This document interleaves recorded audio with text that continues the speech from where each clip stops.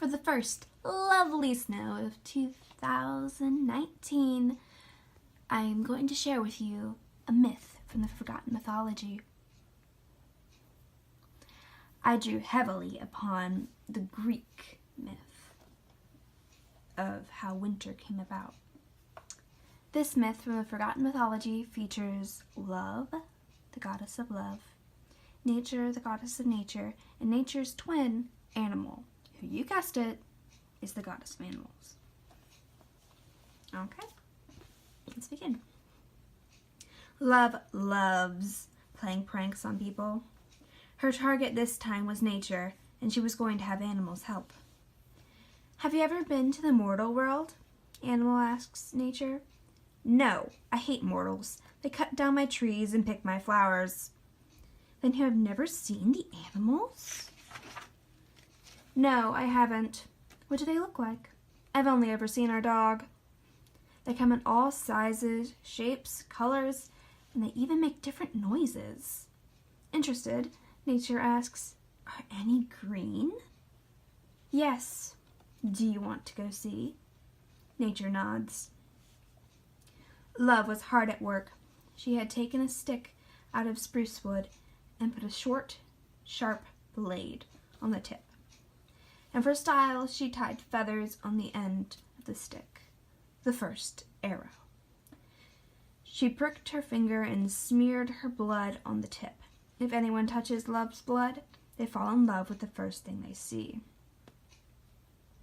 Then she took a string of her hair and some wood, carved a curved stick, and strung her hair on the curved stick, the first bow.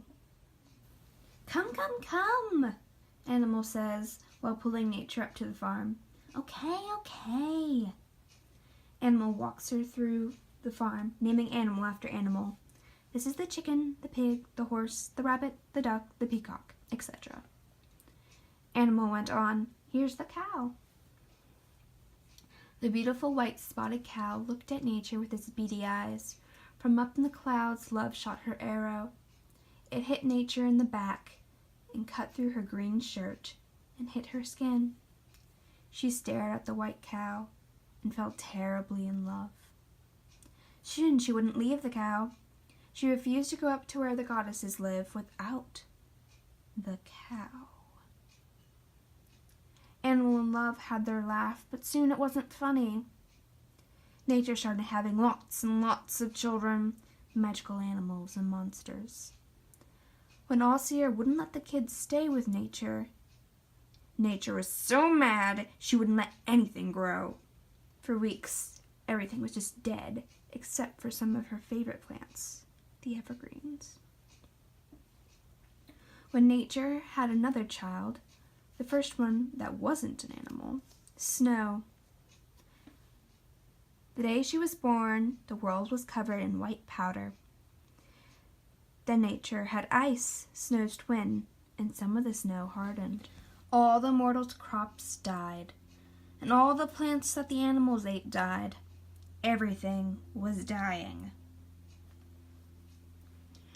Nature would only let the white cow eat. The goddesses were in panic. Meteorites hit the earth. Crazy things happened. The goddess of hope cried. Everyone was looking for a cure to save nature. Wonder, son of peace, had heard rumors of a terrible monster. It lived on a mountain guarding a magical vegetable. He went off to slay the monster. He began to sing a song of glory. This will be my first monster fight, he thought. Excitement burst through him. But there was another feeling, but he couldn't quite figure out what it was, so he ignored it. He walked into a weapon shop. Bring me your finest mace, Wonder announced. I am off to fight a beast. A man who looked thin and ill looked at him. Probably from nature's rage, he probably didn't have anything to eat. A mace, eh? I have a pretty one of those. Yes, yes, the weapon maker said. Is it strong? Wonder asked. Is it strong? Would I suggest a mace to a patron if it wasn't strong? He asked in a hoarse voice. How did you know I was a... Wonder starts. Muscles, hair, eyes, the man says. The man led Wonder down an aisle and picked up a mace with a golden handle and polished metal. Made 5 or so weeks ago, the weapon maker says. Giddy with glee, Wonder took the mace. He slipped a few coins in the man's hands and took off towards the mountain. It was odd just seeing everything brown and dead. Almost everyone except the rich were hungry. But the snow did look nice. It couldn't cover up all of the death. Food price had gone way up. And many poor people were dying. Wonder heard a thundering roar that took him away from his thoughts. He whirled around with his mace. I'm getting close, he says. Soon he was at the top of the mountain. He peeked through the rocks to see a giant furry beast. It was huge! Wonder climbed over the rocks and ran at its legs with his mace. Not great at strategy, are you?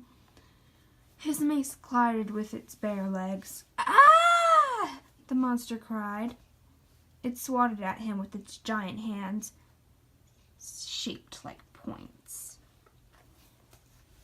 He hit it with its mace. The pointy hands of the beast felt like iron. But the mace didn't break. Wonder decided that the mace was enchanted. It had to be. He struck at the monster's legs again. It growled. It stuck its sharp hand right where Wonder had just stood. He stabbed at its legs again, and it tripped on a boulder and fell. Wonder jabbed at its face. But when he went to jab at its neck, he just couldn't. He took the handle of his mace and jabbed it in its pressure point, so hard it went unconscious. He looked around until he found a strange-looking plant. It stood out from all the dead things. Wonder pulled it up from the root and offered it to the goddesses. Peace, proud of her son, turned the vegetable into a soup and forced it down Nature's mouth. This one actually worked! Everything turned alive again, and Nature's curse was broken. It's like waking up from a dream, Nature said. A nightmare, the goddesses laughed. The goddesses said to Wonder, You gave us hope, so it is only fitting that we give you hope, the goddess of hope. Hope and Wonder were wed. Love was forbidden to ever shoot a goddess again, but to stick to the animals and mortals. The end.